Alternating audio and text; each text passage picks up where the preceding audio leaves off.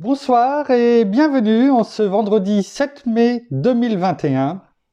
Et nous en sommes arrivés ce soir à la méditation numéro 413 et plus particulièrement à la méditation numéro 127 dans le livre de l'Apocalypse que nous méditons depuis le 1er janvier de cette année. Avant de poursuivre dans notre méditation du jour, prions. Père, dans le nom de Jésus, bien-aimé Saint-Esprit, nous voulons encore nous confier totalement en toi, nous abandonner afin que nous puissions, en toi recevoir tout ce que tu veux nous dire au travers de ta parole, afin que nous soyons réveillés comme nous avons pu le voir hier, afin que nous puissions, recevoir cette parole comme à chaque fois des graines qui vont porter du fruit, 10, 50, 60, 100, qu'importe, en tout cas des graines qui vont être à ta gloire, du fruit, car nous savons, comme notre Seigneur l'a dit, si vous demeurez en moi et moi en vous, vous portez beaucoup de fruits. Et ces fruits, nous les portons pour ta gloire, Père. Alors, nous nous attendons une fois de plus ce soir à ton enseignement dans le nom de Jésus et que nous donnera et que va nous donner notre bien-aimé Saint-Esprit. Amen. Nous poursuivons dans la 5e lettre de notre Seigneur à l'église de Sardes, à chacun d'entre nous. Cette 5e lettre qui représente également, comme nous avons pu le dire régulièrement, l'état spirituel de l'église de la Réforme de 1500 jusqu'à nos jours. On y reviendra à un moment donné. Et notre Seigneur, on va continuer dans ce verset numéro 2, nous dit « Sois vigilant ». On a passé pas mal de temps sur cela. Et affermis le reste qui allait mourir, car je n'ai pas trouvé tes œuvres parfaites devant mon Dieu.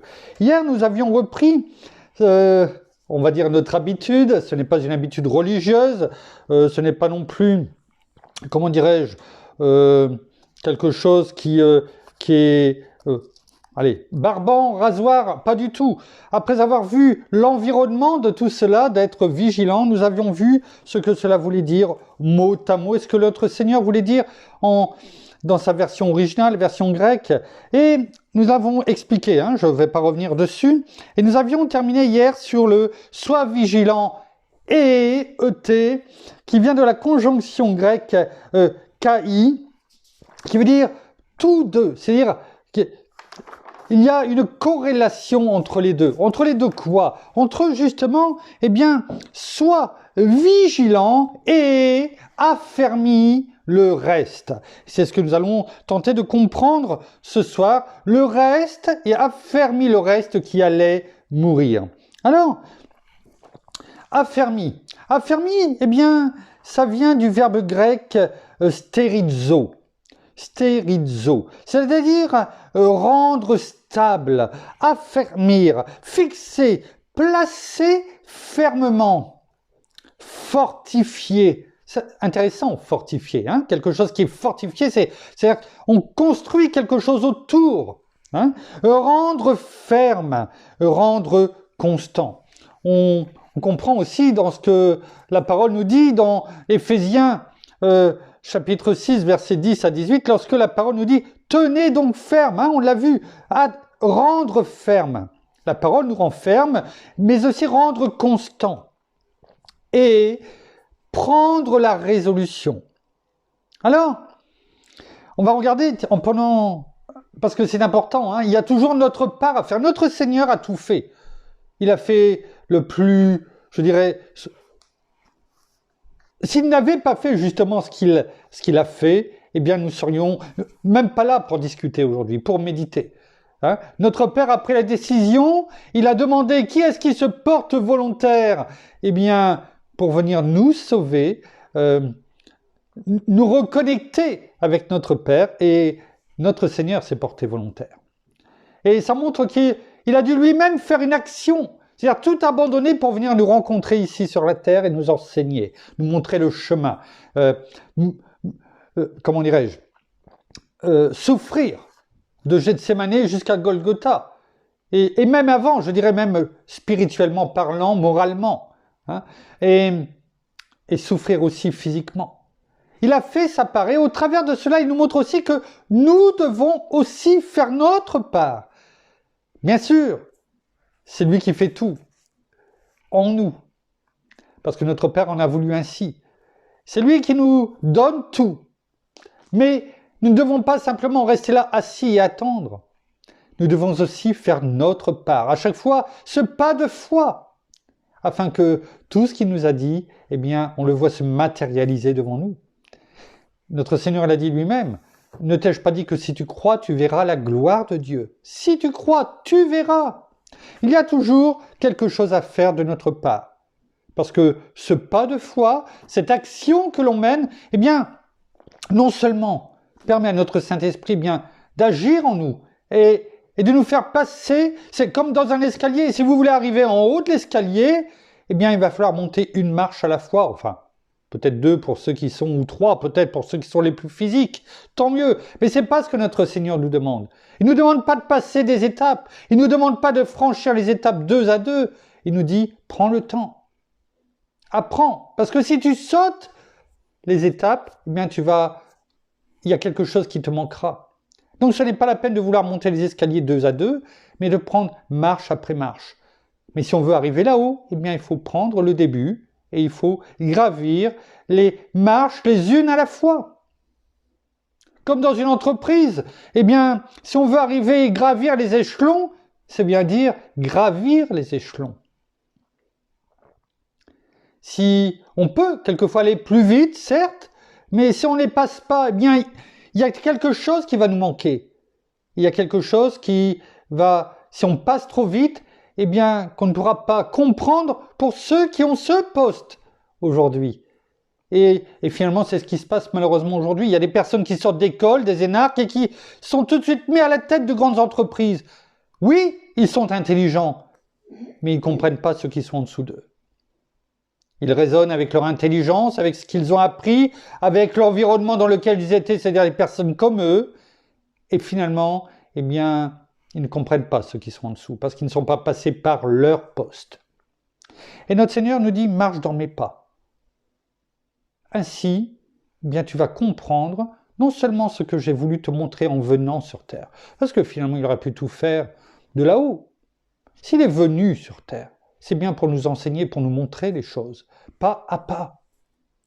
Et c'est ce que nous faisons, chaque soir en méditant, mot à mot, afin que nous comprenions les choses, afin de ne pas avancer trop vite et de passer peut-être à côté de quelque chose qui sera important aujourd'hui, demain, après-demain, pour nous, pour quelqu'un d'autre, qu'importe. C'est pour nous tous. Et c'est ça le plus important. C'est ça le plus important. Regardons ce qui est écrit dans l'évangile de Luc. Nous allons prendre Luc, chapitre 9, au verset 51. Luc, chapitre 9, au verset 51. Il est écrit, lorsqu'il allait, notre Seigneur de la Galilée à Jérusalem, lorsqu'approchèrent, les jours où il devait être enlevé du monde. Il le savait, hein? Il savait, tout était écrit et même déclaré, proclamé bien avant par les prophètes. Il prit la ferme résolution de se rendre à Jérusalem. Voilà ce qui est écrit. C'est la même chose. Sterizo, c'est-à-dire prendre la résolution. Il est même dit là, la ferme résolution. Vous avez vu? Affermi. Lorsque le Seigneur nous dit, sois vigilant et affermi, ce n'est pas simplement, un mot pris au hasard. C'est la même chose. Il veut dire beaucoup plus de choses que le simple français. On l'a vu, c'est rendre ferme, mais également prendre la résolution. C'est deux choses, ou plusieurs, mais là, dans ce qui nous concerne, c'est deux mots. Et ils sont complètement, définis dans ce que nous venons de lire. Notre Seigneur prit la ferme résolution. Et je peux comprendre, sachant ce qu'il devait subir, qu'il fallait être ferme. Et c'est ce qu'il nous montre. Il prit la ferme résolution de se rendre à Jérusalem. Et donc, au travers de cela, le Seigneur nous dit, eh bien oui, quand je te dis affermi, c'est qu'il va falloir que tu prennes la ferme résolution. C'est-à-dire qu'il va falloir que tu fasses ta part. Pas simplement est-ce que j'y vais ou est-ce que j'y vais pas, c'est une résolution à prendre et il faut qu'elle soit ferme. Tout comme moi, j'ai été jusqu'au bout, eh bien, je te dis, eh bien, va jusqu'au bout dans ce que je te dis. Et on saura après pourquoi. Vous voyez, simplement dans un mot, affermir. Le verbe affermir ici, qui est pris par notre Seigneur, eh bien, cela veut dire beaucoup de choses et cela nous montre aussi beaucoup de choses. Donc, une action de notre part. Une résolution, une ferme résolution que nous devons prendre. Et pourquoi ? Il est écrit ensuite, et affermi quoi ? Parce que c'est quand on nous demande de nous affermir, c'est pour quelque chose. Alors là, on va voir les deux choses aujourd'hui. Il y a deux façons de les voir. Et je crois que les deux sont importantes et les deux sont aussi pour nous. Alors certains disent non, il n'y en a qu'une, c'est-à-dire affermir le reste, c'est-à-dire les autres, c'est un petit peu déjà ce que nous avons dit depuis plusieurs méditations. Mais au-delà, c'est affermir bien sûr les autres. Mais comment peut-on affermir les autres ? C'est ce que je méditais tout à l'heure. Et c'est vrai que jusque-là, si on reprend les méditations, comme vous vous rappelez ou vous réécoutez, bien souvent, pour pas dire tout le temps, parlé des autres. Affermis les autres, affermis le reste de l'Église. Oui, ou de ceux qui te sont confiés, ou ceux qui sont avec toi, tes frères, tes sœurs, tout simplement. Mais tout à l'heure, je me disais, en revoyant ce qu'on allait méditer ce soir, je me disais, c'est bien beau tout ça. Mais comment veux-tu affermir les autres si toi-même tu n'es pas déjà à la base affermi ? Comment veux-tu aimer les autres si tu ne t'aimes pas toi-même ? Non pas en faisant du nombrilisme, bien entendu, en ne voyant que toi, en s'embrassant la main, non. Mais si tu te fais que de te dévaloriser, si tu fais que de te diminuer, si tu n'arrêtes pas de dire « Oh, je suis trop gros, trop maigre, trop petit, trop grand, j'ai des grandes oreilles, un grand nez », mais qu'importe ce que je veux dire, on pourrait toujours trouver. Pourquoi ? Parce qu'il y a le culte de la beauté. Avant, on voyait dans les défilés, je veux dire, on serait venu les soutenir pour qu'elles marchent, tellement qu'on avait l'impression qu'en marchant, elles allaient se casser un os. On ne voyait que les os, la peau sur les os. Aujourd'hui, finalement, on s'aperçoit que le culte de la beauté change. Il y a aussi, oui, les maigres, mais il y a aussi les gros, entre guillemets. Ceux qui sont bien en chair. Pourquoi ? Parce que finalement, on se dit, si on peut vendre pour les petits, pour les maigres, pour les grands, ou les grands maigres, si on peut faire de l'argent avec les autres, tant mieux. Mais toi, tu es un enfant de Dieu, tout comme toute créature ici, sur la terre. Mais la différence, c'est que tu sais que c'est Dieu, ton Père, et qu'il t'a fait de façon merveilleuse. Tu es une perle à ses yeux. Et une perle, est toujours belle, en tout cas d'un grand prix. Et ceux qui l'achètent parce qu'ils savent, il y en a qui aiment les couleurs, c'est différent. Peut-être qu'elle a une forme particulière, mais qu'importe, ça ne diminue pas forcément son prix. C'est important. Alors si tu ne t'apprécies pas toi-même à ta juste valeur, c'est-à-dire à celle que Dieu a créée, pour quelque chose de précis, pour quelqu'un, un mari ou une femme, et si en plus tu donnes cet exemple, si tu as une famille, les autres vont te regarder et finalement ça risque de déteindre sur toi. Ils vont peut-être pas être remplis de confiance, et c'est ça qui est important. Alors, si toi-même tu n'es pas affermi, comment veux-tu affermir les autres ? C'est important. Alors c'est pour ça qu'il faut que l'on voit ici, dans cette façon de dire de notre Seigneur, enfin c'est pas sa façon de dire, c'est ce qu'il veut nous enseigner. La parole a toujours raison. C'est nous qui ne voyons pas forcément tous les contours. Et il ne faut pas se restreindre, il ne faut surtout pas restreindre la parole de Dieu à notre façon de voir les choses, mais la voir dans son ensemble et dans son environnement global. Et lorsque le Seigneur nous dit, eh bien, affermis le reste qui allait mourir, c'est bien sûr, eh bien, ici, les autres, ceux qui nous sont confiés, ceux qui étaient dans l'église de Sardes, ceux qui ont traversé dans l'église, avec un grand E, eh bien, les siècles. Toutes personnes qui nous sont confiées, on doit, bien entendu, eh bien, les affermir. C'est-à-dire que là, on parle, dans cette façon de, ce premier côté de voir les choses, on parle bien des membres les moins déchus, on va dire, du troupeau. Parce que ceux qui ont été complètement, eh bien, attirés, mais surtout avalés, on va dire, par le monde, ça ne veut pas dire qu'on doit les laisser tomber, mais ça va être difficile de les affermir, parce qu'ils ont été déjà avalés, parce qu'ils ont l'apparence d'être vivants, mais ils sont déjà morts. On l'a vu tout cela. Et donc là, c'est-à-dire, c'est ceux qui sont pas encore morts complètement, on va dire, qui sont les moins déchus, de tous les autres, mais qui malheureusement, eh bien, ont tendance à être sur cette pente savonneuse, et ils glissent. On le voit au verset 4.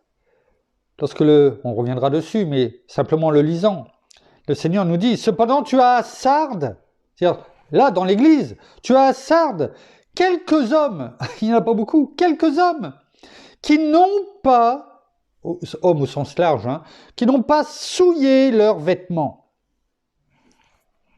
C'est-à-dire il en reste quelques-uns qui sont parmi tous ceux-là, qui n'ont pas encore souillé leurs vêtements, du moins pas totalement encore, en tout cas. Et il y a possibilité encore de faire quelque chose. Donc, tu dois les affermir. Tu dois les affermir avant qu'il ne soit trop tard. Qui allait mourir? Qui allait mourir? C'est-à-dire qui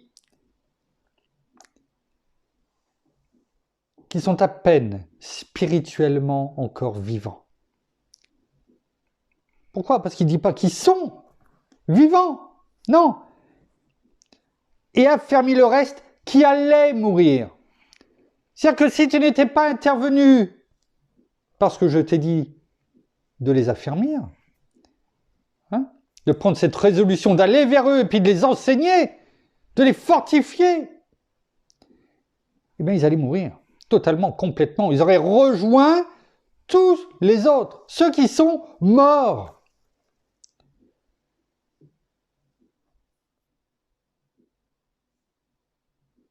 Et c'est ce qu'il nous dit là, qui sont à peine spirituellement encore vivants.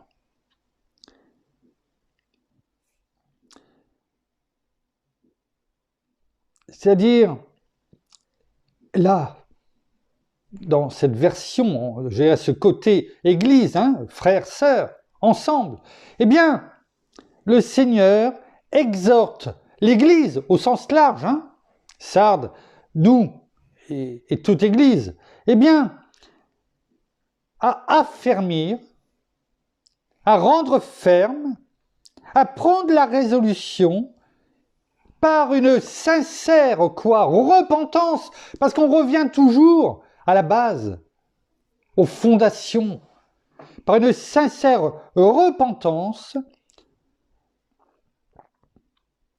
par un redoublement de zèle envers nos frères et sœurs, eh bien, à affermir ceux qui restent menacés. Voilà ce qu'il nous demande. Mais également, d'un autre côté, eh bien, on a dit, c'est nous aussi. Regardons, pourquoi je vous dis ça? Parce que on va le voir dans d'autres versions, eh bien, on le comprend encore plus, qu'il faut aussi tenir compte, bien sûr, des autres, mais pour les affermir, comme je le disais tout à l'heure, il faut que nous aussi, eh bien, on soit affermis. Regardons, eh bien, dans d'autres versions, Nouvelle Français courant, par exemple, eh bien, on l'a vu hier, réveille-toi, bien sûr, ranime, c'est notre façon de le voir, ranime quoi? Ranime ce qui te reste de vie et qui allait mourir. Et on peut voir dans cette version, eh bien, que l'on ne parle pas forcément des autres, mais on parle aussi de toi, de moi. Réveille-toi, ranime ce qui te reste de vie et qui allait mourir. Donc le Seigneur nous parle aussi à nous. Dans la Bible, dans la version parole de vie, il est dit « Réveille-toi toujours, rends plus solide ce qui reste vivant en toi, mais risque de mourir. » C'est-à-dire, fais attention aussi à toi, parce que si toi tu meurs, qui est-ce que tu vas aider? Qui est-ce que tu vas aller affermir? Personne. Tu vas les amener, les attirer à toi, mais pas dans le bon côté. Donc les deux sont importants. Les deux sont...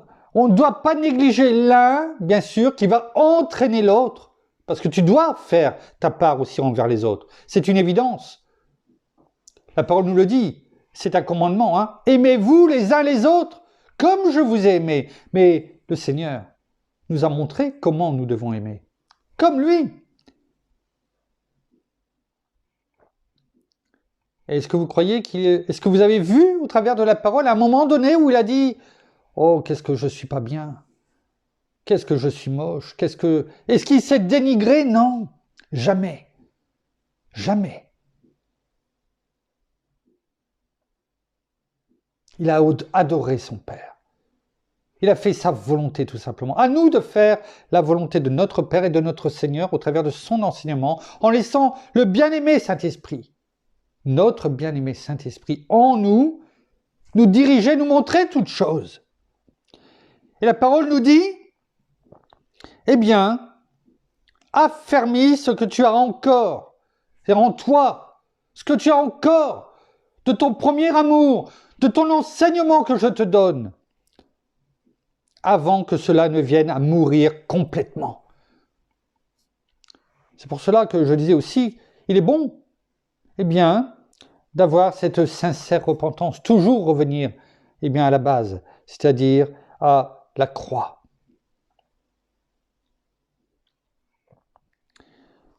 Qui allait mourir? Qui allait mourir? Le reste qui allait mourir. Alors, non, avant, on va quand même voir ce que l'on vient de dire. On va plutôt, et on gardera qui allait mourir pour demain, eh bien, dans Luc chapitre 22, 32. Luc chapitre 22, verset 32, on va plutôt terminer comme ceci, par la parole. Donc, voyons dans Luc 22, verset 32.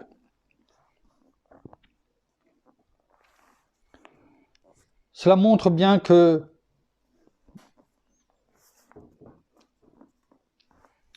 il faut faire les deux.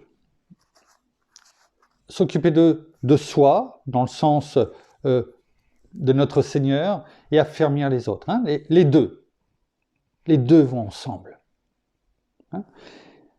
Luc 22, verset 32. Regardons ce que notre Seigneur nous dit ici. Mais j'ai prié pour toi. C'est ce qu'il disait, comment dirais-je, à Pierre.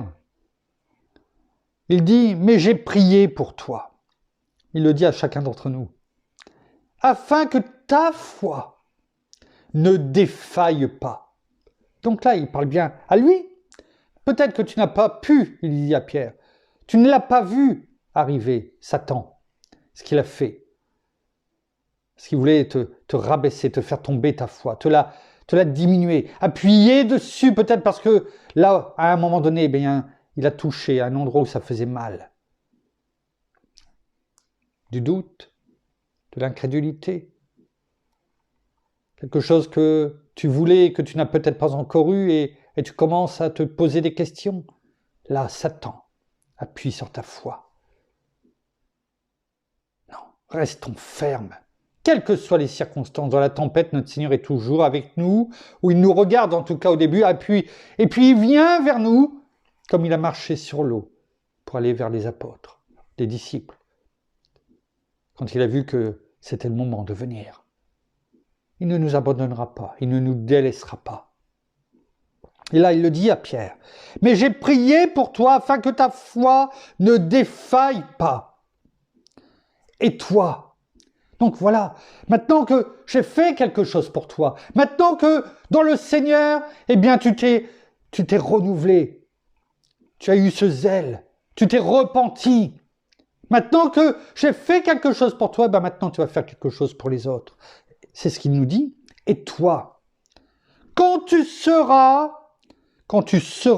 revenu à moi, comment on peut revenir à notre Seigneur ? On l'a dit, par la repentance.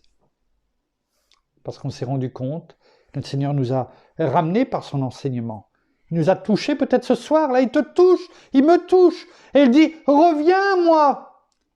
Parce que tu n'es pas complètement mort spirituellement. Et quand tu seras revenu à moi, affermis tes frères.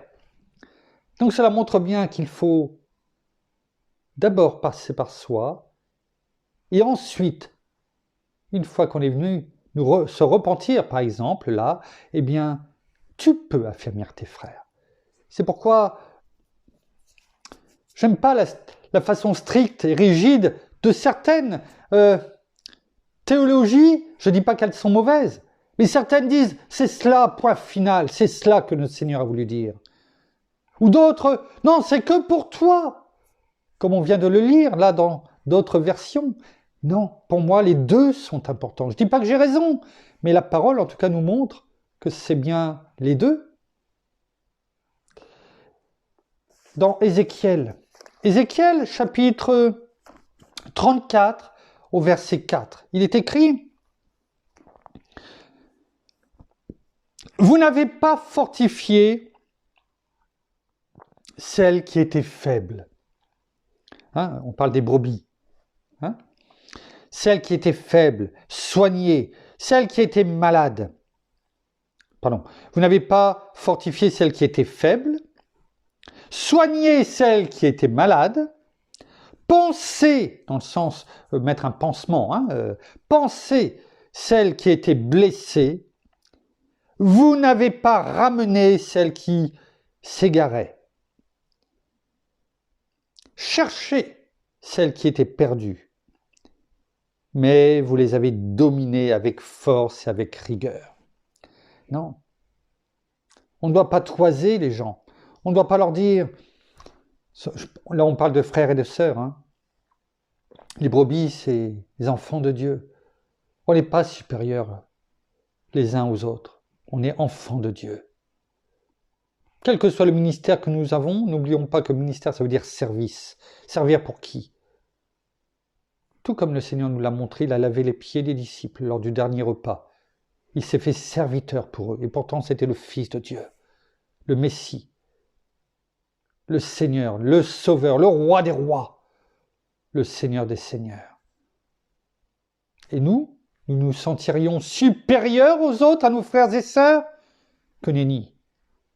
Ce n'est pas agir avec le caractère de Christ. Faisons ce qui nous est dit. Repentons-nous, qu'importe ce que nous avons à nous repentir, mais venons nous repentir et affermissons les autres. Faisons le contraire de ce que nous venons de lire, finalement. Vous n'avez pas, vous n'avez pas, vous n'avez pas. Soyons, tout comme notre Seigneur l'a fait et nous a montré, ce bon berger, pour nos frères et sœurs. Nous ne sommes pas le bon berger. Il est en nous, il nous a montré, mais soyons en tout cas, servons-nous de son exemple et soyons en tout cas l'exemple de Christ. Terminons par, toujours dans le livre d'Ézéchiel, au verset, toujours chapitre 34 au verset 16, notre Seigneur nous montre Christ, notre bon berger. Allez, j'espère que vous le connaissez par cœur, eh bien le psaume 23, qui nous montre combien notre Seigneur est notre bon berger, nous avons besoin de lui chaque jour. Il est écrit dans le Ézéchiel chapitre 34 et verset 16, « Je chercherai celle qui était perdue. Je ramènerai celle qui était égarée.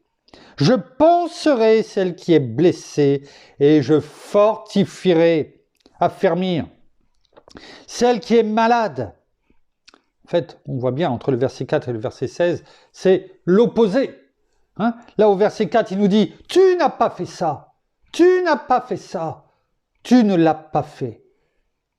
Mais moi, c'est ce que je vais faire. » Alors, n'acceptons pas ce que Satan veut, c'est-à-dire être dans ce verset 4, l'image de ce verset 4, mais soyons ce verset 16, à l'image de notre Seigneur qui nous dit « Et je fortifierai celle qui est malade, mais je détruirai celles qui sont grasses et vigoureuses, je les ferai paître avec justice. » C'est-à-dire, si tu agis en te croyant supérieur envers tes frères et sœurs, envers peut-être d'autres ministères, qu'importe, c'est pas ça que je te demande de faire. Ce n'est pas ça. Reviens à la normalité, reviens à mon exemple. N'oublie pas que je suis le cep et que tu n'es que les serments. Et qu'un serment, eh bien notre Père peut les retirer.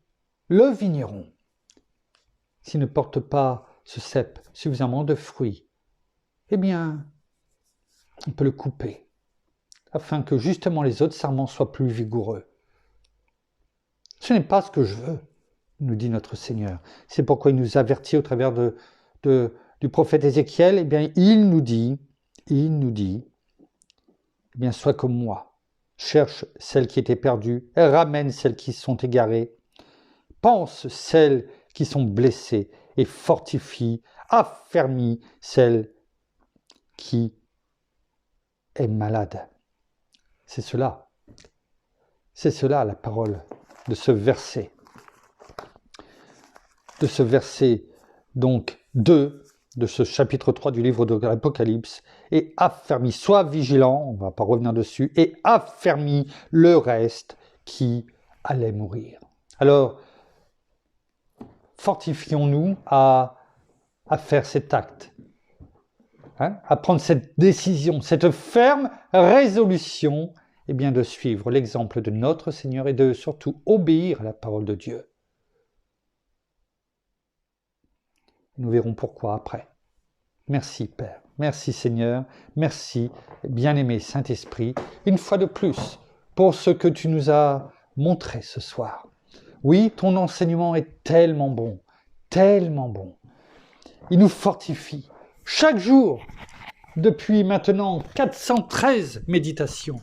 Chaque jour, tu renouvelles ton serviteur, afin que ta parole, tes explications nous soient données. Merci Père, merci Seigneur, merci bien-aimé Saint-Esprit.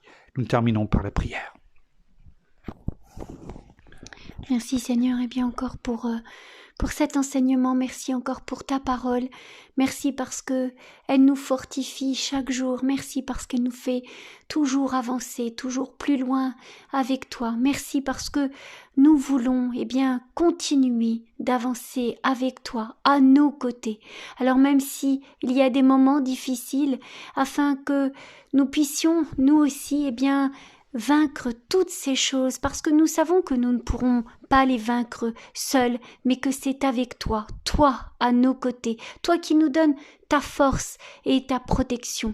Nous savons que tu es là et que nous avons besoin de toi. Alors oui, merci encore pour tout simplement cette sagesse que tu mets en nous, mais aussi pour ton humilité et que nous aussi, nous ayons cette humilité, ne pas nous croire plus que les uns ou les autres, mais que nous soyons, nous aussi, nous nous comportions comme tes enfants.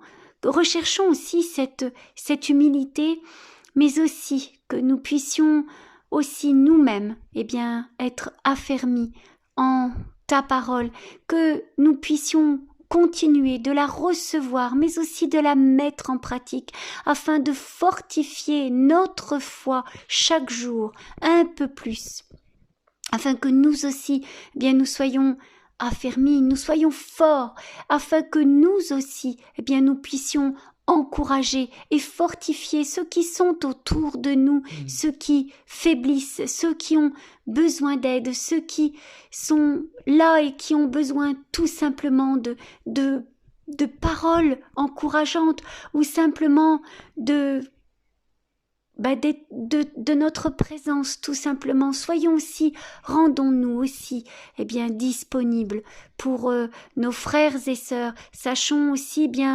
les fortifier et leur montrer aussi que simplement par ton amour, mais aussi par le nôtre, nous pouvons tous avancer ensemble, parce que nous avons tous un même combat, qui est celui de vaincre tout simplement l'ennemi.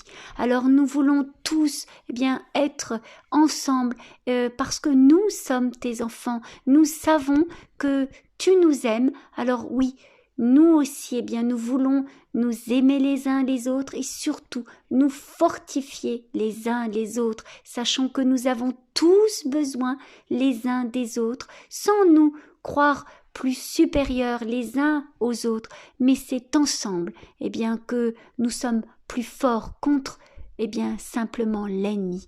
Alors oui, nous voulons vraiment nous affermir dans notre foi chaque jour, tout simplement en parlant avec toi, en ayant ce tête-à-tête, mais surtout en comprenant, en lisant, mais aussi en méditant et en mettant en pratique tout ce que tu nous dis, mais aussi la parole. Alors merci encore pour tous ces enseignements, merci pour ces méditations. Soyez tous abondamment bénis, frères et sœurs, et surtout fortifiez-vous dans votre foi, dans le nom de Jésus. Amen. Amen. Amen. Merci. Merci. Et ainsi s'achève la méditation de ce soir. Nous vous bénissons abondamment de toutes les bénédictions spirituelles dans les lieux célestes en Christ. Nous saluons nos amis au Québec, au Canada, en francophonie, en France, à Paris, tout autour de chez nous. Et nous vous souhaitons à toutes et à tous une très bonne soirée, bonne fin de journée pour d'autres. Et en tout cas, un bon appétit pour ceux qui vont passer à table, ce qui va être notre cas dans pas longtemps. Et en tout cas, à toutes et à tous, une excellente soirée, une excellente nuit dans la paix de notre Seigneur Jésus qui nous la donne abondamment. Et nous vous souhaitons donc et nous vous disons à demain au même endroit, à la même heure, enfin non pas à la même heure mais à 18h30. Et nous vous disons donc à demain. Au revoir.